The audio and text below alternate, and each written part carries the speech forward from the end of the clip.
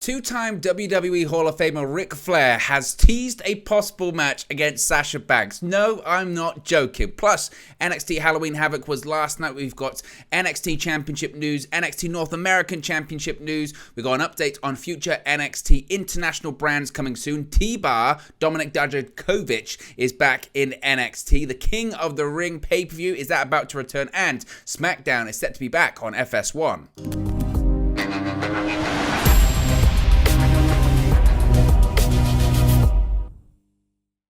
Hey guys, welcome back to Wrestling News 365. Hope everyone is doing very well. As always, there are plenty of news stories to get into in the world of WWE. We have to talk about Ric Flair, the Nature Boy.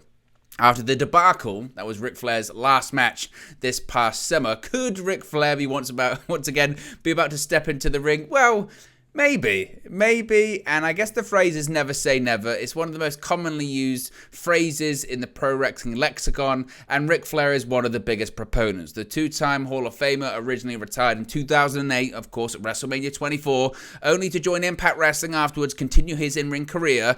The Nature Boy, though, seemingly had his final last match, for now, earlier this year, but his time in the squared circle might not be over just yet. Now, this is a wild story, and it stems from Flair recently talking to TMZ about the possibility of one final match. And the 73-year-old didn't shut down the idea. While he's content being retired for now, he's not ruling out a return to the ring down the line. He said, quote, "I don't know. I've already promised once. Right now, I'm not doing anything, but never say never." Now, when asked about which performer he'd like to face in a potential future match, Flair jokingly said, quote, that he's thinking about wrestling Sasha Banks. If the match comes to fruition, he'd like to face the former women's champion at WrestleMania. That said, it remains to be seen if Banks will be returning to wrestling after walking out of an episode of Raw back in May. Reports have indicated that Banks could be heading back to WWE, or she could be back on her way to Japan to face another former superstar, so a match against Flair might be completely out of the question. To be honest, this generated some news. This generated some traffic on social media and just online in general. And the reason it did is because I've said it in a jokingly kind of phrase there, and Ric Flair will not be wrestling Sasha Banks. Let's put that out there straight away. Ric Flair is not going to be wrestling Sasha Banks. But the way he said it was like, hey, you know, who would you like to face? He went, I'm thinking about wrestling Sasha Banks. And they said, when? He went, I can't say right now. Trying to imply that there was something actively going on. I have zero interest in this match, but I have zero interest in seeing Ric Flair ever wrestle again. That Ric Flair's last match was a total debacle in the summer. People knew that going into it, and you go back and watch that match. He was just inches away from catastrophe. He passed out twice. He says it's dehydration, but that's what happens when you're 73 years old and you wrestle a match and you blade during the match and you usually have blood thinners and he's got a pacemaker. It was insane. What's wild is, and this is how crazy this year has been in pro wrestling, is that Ric Flair wrestled, passed out twice. It's not even in the top 10 of major news stories this year in pro wrestling. That is how wild it is. But it was a story, as I mentioned. Social media went, no, really? And that's what Ric Flair wants to do. Ric Flair loves the attention. He's called out Joe Rogan earlier this week as well. That's what he does. So Ric Flair is not wrestling Sasha Banks. So let's nip that one in the bud. And if he does, could you imagine? Now, last night was NXT Halloween Havoc, and the main event saw an NXT Championship triple threat match. And after a full night of haunting chills and thrills, NXT Halloween Havoc reached a climactic main event featuring NXT Champion Bron Breakker. Defending his championship against both JD McDonough and Ilya Dragunov, Breakker faced a formidable foes for the spooky-themed premium live event. In the end, after a match saw fierce fighting from all involved, Breakker was able to capture the pinfall victory to retain the NXT Championship. Despite having teased as perhaps scheming to cash in his Money in the Bank briefcase on Bron Breakker, there was no appearance by Monday Night Raw superstar Austin Theory, so that didn't happen last night. But as I spoke about previously, I didn't expect it to happen last night. Tuesday night on NXT, though, that might be another story.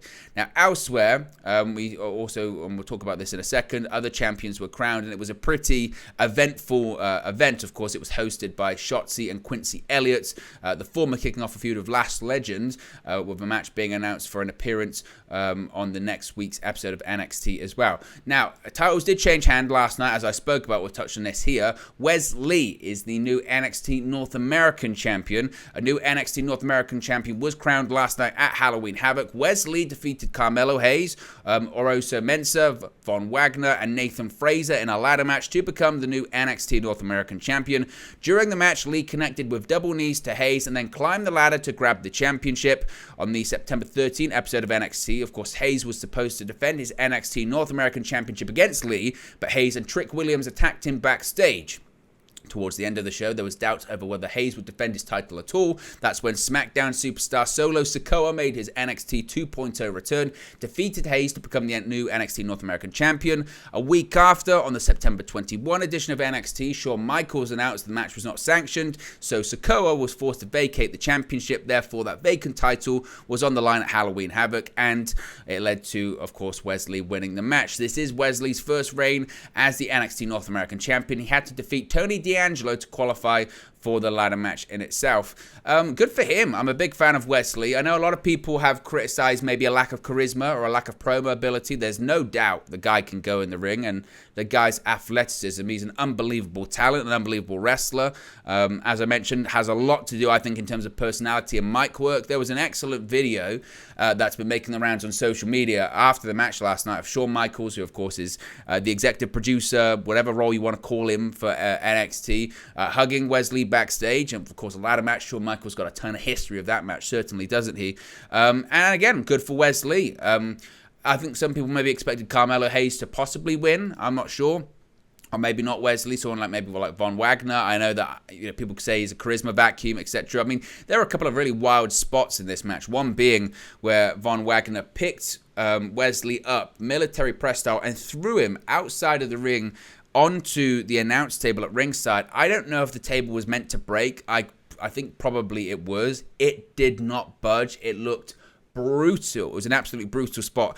And on top of that, Von Wagner was maybe about this close, I'm not exaggerating, this close to getting WWE involved in a lawsuit last night, because he was doing a spot where he was placing the ladder between the ring apron and the guardrail. And as he's doing that, for whatever reason, I'm not sure, he lifts up the ladder and places it almost into the crowd. And the ladder is coming at this person's face in the crowd. It's going to hit them. And it's only because the fan backs away like this that it doesn't hit them. And in reality, if that had hit the fan in the face, in the head, WWE would have been screwed. And the referee ran over very quickly to say to Von Wagner, move that ladder out the way. We don't need any more lawsuits of stuff that's going on in WWE right now. So there were a couple of questionable spots in there, certainly. Carmelo Hayes, I would think now, what's left for him to do in NXT? If he's not going to be the North American champion, maybe goes into a feud with Bron Breakker. As I mentioned, I think Austin Theory cashes in his Money in the Bank on Tuesday and becomes the next NXT champion. I really do. So Carmelo Hayes might be destined for the main roster sooner rather than later. But congratulations to Wes Lee nevertheless. And as I mentioned, certainly a massive victory for him. Now, speaking of NXT, of course, this weekend has been dominated by WWE's developmental brand. And Shawn Michaels has confirmed the NXT expansion is looming. Now, for the last 2 years, NXT has primarily been run out of the Performance Center in Orlando, Florida. Since NXT founder Paul Triple H Levesque's rise to power in WWE over the summer, though, it's been revealed that the developmental brand is set to start touring the show outside of Florida, something NXT's Senior Vice President of Talent Development Creative, Shawn Michaels, confirmed during last night's Halloween Havoc post-show media call. He said, quote, "We've been getting out live events in Florida, and we've been looking forward to getting out of Orlando in 2023. Those are decisions that come from people above me. We want to certainly do it, and we're excited to do it, but we're going to start with a premium live event and see how that goes first." Now, NXT live touring might just be beginning to emerge from the Orlando area, but internationally there are plans in place for the brand's institutional expansion. Now, the recent demise of NXT UK is part of a much larger plan to open NXT Europe, which will be launching in 2023. Levesque has previously discussed a World Cup type scenario involving NXT brands all over the globe, and in the post-show call, Michael seemingly confirmed NXT expansion plans to 2 other nations with a long history of professional wrestling.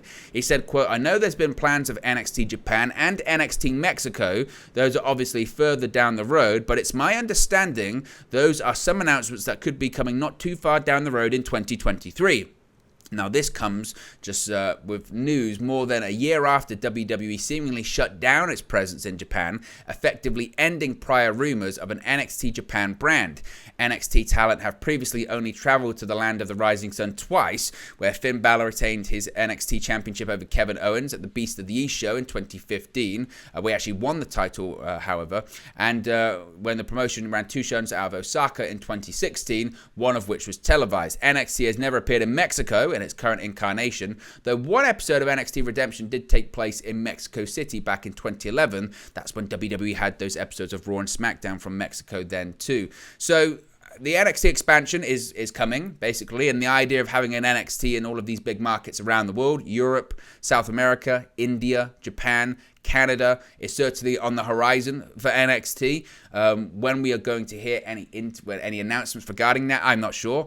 But certainly, I think that Triple H's his plan, that famous picture of seeing all of those different countries lit up in yellow, is certainly going forward.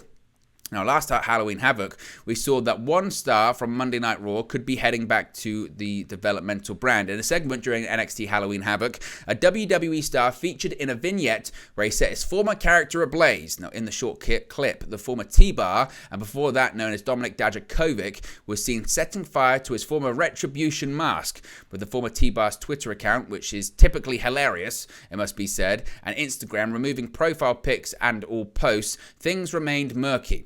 Although while NXT Halloween Havoc was still on the air, the former T-Bar took to Twitter to write, quote, "If you kill him, he will win. Become vengeance, become wrath." We'll have to wait and see what is next for the former DOMINIK DIJAKOVIC. Perhaps unrelatedly, of course, Joe Gacy and the Schism declared there will be an unmasking of their red hoodie pal on this week's episode of NXT after weeks of teases. I don't think that's Dijakovic, but I guess you never know. And if you had any doubts whether this was T-Bar, Dijakovic, Dijak, whatever you want to call him, Shawn Michaels has confirmed indeed that it was him. In the post-show media call, when asked about the tease that seemed to point to Dijakovic, Michaels said, quote, "It's not like we don't see what goes on out there in the social media world and the shaking of the fist at different things that were done with different characters over the years. And what we do want, we can hear to creatively nudge, nudge, wink, wink. We see you and we hear you.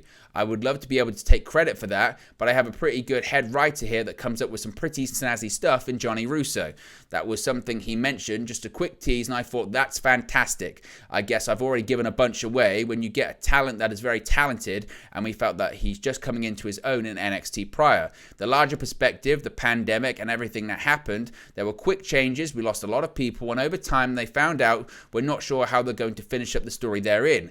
Anytime they're willing to allow us to have the opportunity to have them back, we look at, not in a bad way, we find that like a fun new toy to be able to take guys with that much talent. One of the things we certainly try to do is not insult the fans and not pretend like somebody isn't who they were a short time ago. Just connect the dots and get you thinking and teasing it and making you feel like what's going to happen, and then down the road we surprise you and you think it's cool and it works. It must be said as well, I spoke about a few Shawn Michaels comments there on the post-show media call and on the pre-show media call. He's brilliant at them.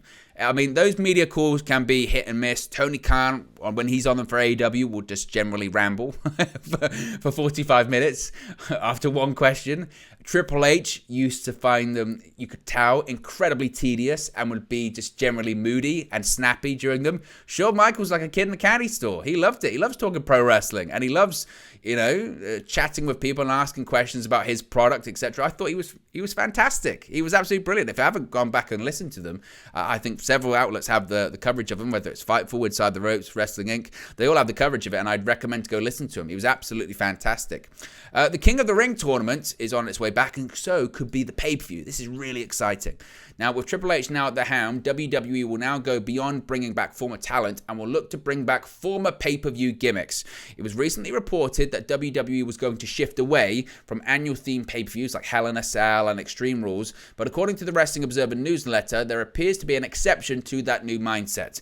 In last week, or this week's edition of the newsletter, Meltzer noted that WWE is interested in bringing back the King of the Ring pay-per-view.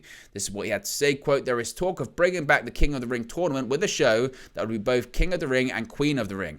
King of the Ring was dropped as a pay-per-view by Vince McMahon due to drawing weak numbers in 2002. Today, with no need to have pay-per-views draw as separate buys, things like not putting on shows that didn't draw or having to do the shows in prime time since most of the money comes from the US. But now the money is guaranteed by Peacock. Changes the dynamic of having the consistent 8 p.m. Eastern time slots.